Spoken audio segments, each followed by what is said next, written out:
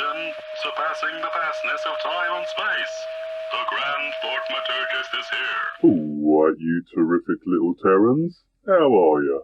In this week's video, we'll be taking our first look at magic items, as I think there is no greater reward for a party of valiant adventurers than lifting the lid of an ancient chest to find within a weird and wonderful magically imbued item.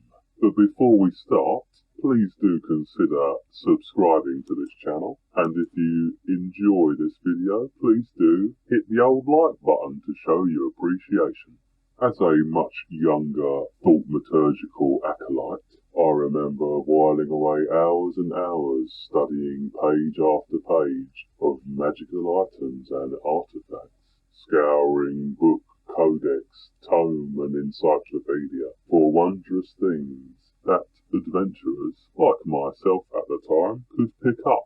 So I absolutely love introducing magic items to whichever campaign I am running. Mostly these days I create them from scratch, as I feel that adds a bit more of a personal touch to my games. But there's millions to choose from out there, easy to access across the old interwebs, that you could introduce to your games, or at least find inspiration for magic items you'd like to produce during your sessions. To be fair, I must admit to suffering from a bit of the old MIDA on occasion, or magical item distribution addiction, and I admit at times I have perhaps handed out a few too many of the little buggers. So many in fact, that often many of the magic items I create sit there gaining dust in the player characters' bags. But from time to time, there have been some little corkers that have gone down well with the players. I remember making a magical brooch that was the shape of a jewelled mouse, as you would call it in your dimension, which, when a magic word was spoken, the jewelled little sausage would come alive and run around. Of course, he didn't grow, he was only small, but he could be used to maybe pick up something very light and bring it back, or as the players used at one point, as a scout. It was quite fun. Everyone immediately thought it was cute, an adorable little mouse sitting up and looking about with its little gem eyes and its tiny little mouse ears. And actually, I found that the player who claimed the little mouse was reluctant to use it, as he was nervous about losing the little fella. Many magic items, over the years, in your dimension, have become legend, such as the fabled bag of holding, along with countless other robes, hats, jewellery, amulets, rings, you name it, there's a magic item for it. My particular favourites among magic items are the more random magic items, such as your robe of useful items, which I took some inspiration for a magic item I introduced in one of my games, together with inspiration from the old Dungeons and Dragons cartoon.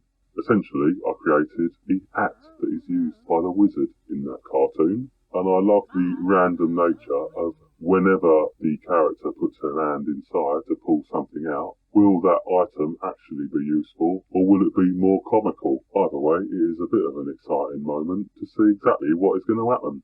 If you're running a campaign set in a science fiction setting, there is also room to add magic items to that game.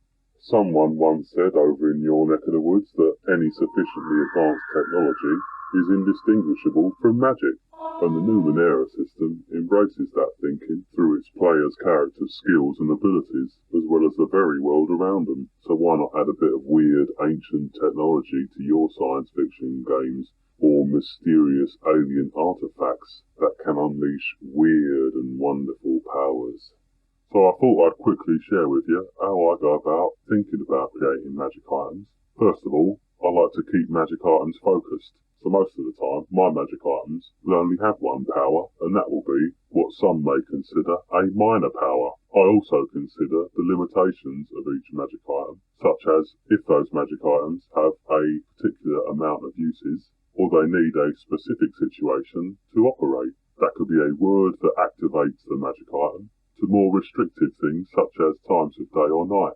Ultimately, players will probably find new and interesting uses for the magic items you provide, despite how focused or nuanced you make their powers, and I think that's absolutely brilliant. That's part of the game as far as I'm concerned, and it's just great to see players thinking outside the box when it comes to their player characters using weird and wonderful items. Game masters can also rely on parties trying to exploit those uses wherever they can for their advantage, which again is great, until perhaps it may get out of hand, in which case game masters can manage those exploitative items in various different ways. But that's all part of the learning process of being a GM. If the world that's been created starts to go south and the campaign fall apart because of an item that has been handed out to a party, then I see no harm in removing that item, which can be done a number of ways. You can always create some sort of magic nullification zone, or maybe a creature that devours magic items.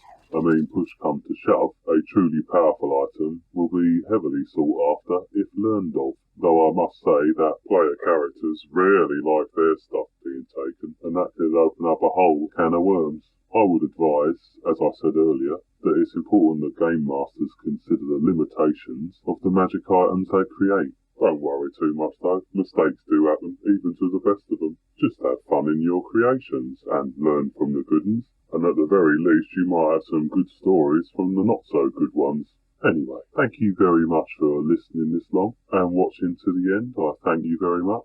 Please leave any comments below and subscribe if you'd like to know more about magic items. My next video will continue the delve into magical item usage in your campaigns, and please do like the video if you enjoyed it. Until then, I'll see you later.